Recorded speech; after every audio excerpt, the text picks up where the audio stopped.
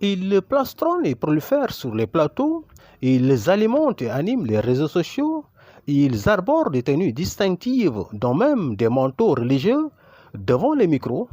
Pour la plupart, ces vagues d'intrus font feu de tout bois et offusquent de par la légèreté de leur chronique. C'est comme si l'air du temps est désormais de vendre du vent, sans se soucier d'éthique et de déontologie, de la sensibilité des questions religieuses ou sociétales. Une mode qui fait certainement souffrir le martyre aux pionniers de ce genre journalistique, qui remonte du temps des guerres mondiales. Les chroniqueurs écrivaient ou parlaient depuis le front ou en revenaient.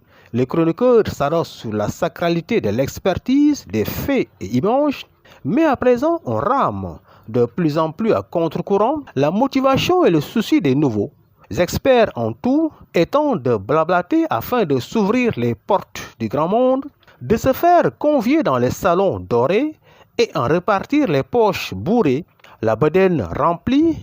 Ces marionnettes et mercenaires de la parole médisent ou vantent selon les bourses.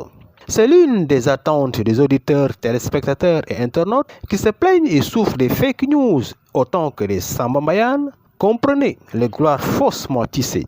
Il nous faut mettre de l'ordre dans ce pays. Mettre de l'ordre dans un pays implique plusieurs actions visant à établir un environnement sécurisé, stable et fonctionnel, tout en respectant les droits et libertés des citoyens. Cela comprend le maintien de l'ordre public, la garantie de la sécurité des personnes et des biens, ainsi que la mise en place d'institutions de loi efficaces.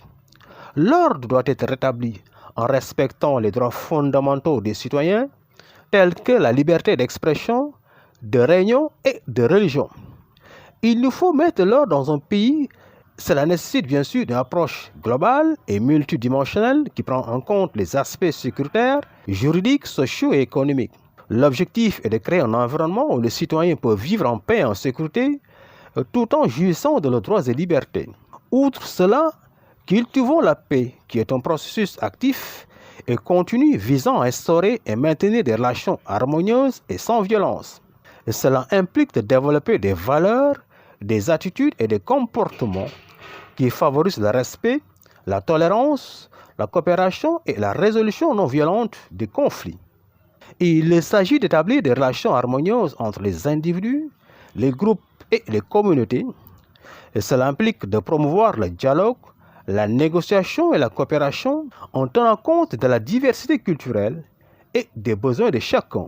En résumé, cultiver la paix est un défi complexe qui nécessite une approche multidimensionnelle impliquant l'individu, la société, les États, l'économie et l'environnement. C'est un processus continu qui exige une volonté collective de construire un monde plus juste et plus harmonieux.